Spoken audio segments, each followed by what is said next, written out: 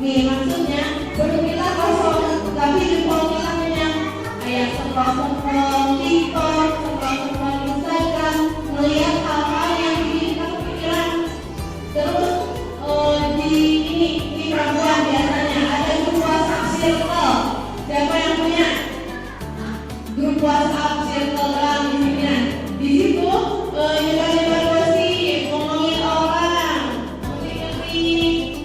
Ada yang kayak gitu?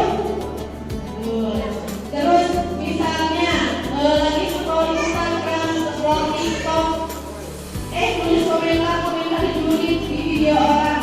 Nah itu juga salah satu yang bikin puasa kita cuma dapat lapar sama dahaganya doang, tapi tidak dapat pahalanya, percuma, sia-sia. Terus yang kedua, puasa mata atau telinga. Nih kita puasa, tapi kita melihat hal-hal yang nggak semestinya, melihat hal-hal yang kotor atau misalnya melihat film-film yang nggak benar. Nah terus telinga kita asik dengerin gibah. Nih kalau misalkan ada temen yang bilang kalau masih di situ kita jawab aja maaf lagi puasa, nggak mau terima asupan dosa dulu. Masih ada yang suka gibah pas lagi bulan puasa? Nggak ada ya, alhamdulillah. Yang ketiga, puasa hati. Nahan lapar doang, tapi makin panas. Lihat teman-temannya buka puasanya pakai yang mewah-mewah, terus kita iri. Terus kita lihat teman kita beli baju lebaran yang bagus, terus kita iri, dengki, sini. Nah itu juga nggak boleh. Itu bikin puasa kita sia-sia, cuma dapat lapar sama hausnya doang, tapi pahalanya nggak dapat. Teman-teman, atur puasa ini sebagai pesantren kilat 30 hari.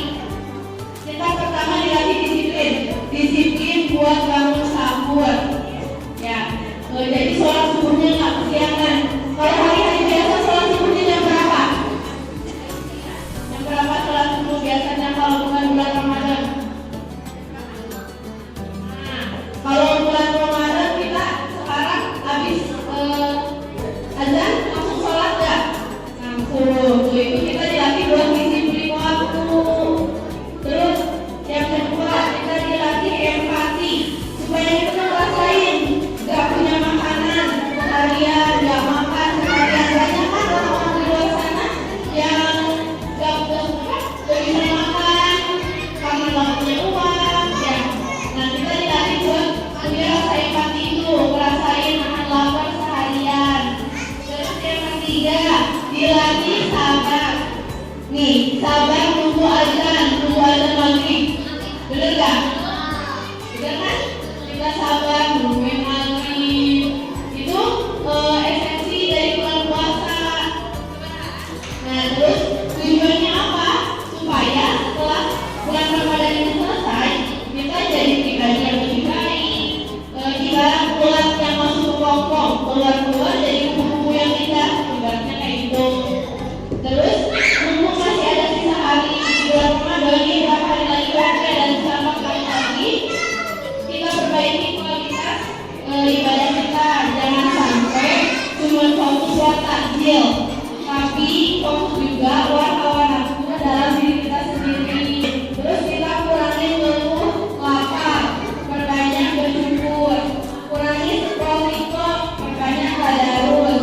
Karena belum tentu tahun depan kita punya kesempatan yang sama kayak hari ini. Puasa kita selama 30 hari ini diterima oleh Allah Subhanahu wa Ta'ala. Mungkin cukup sekian yang dapat disampaikan, kurang lebihnya mohon maaf. Jangan lupa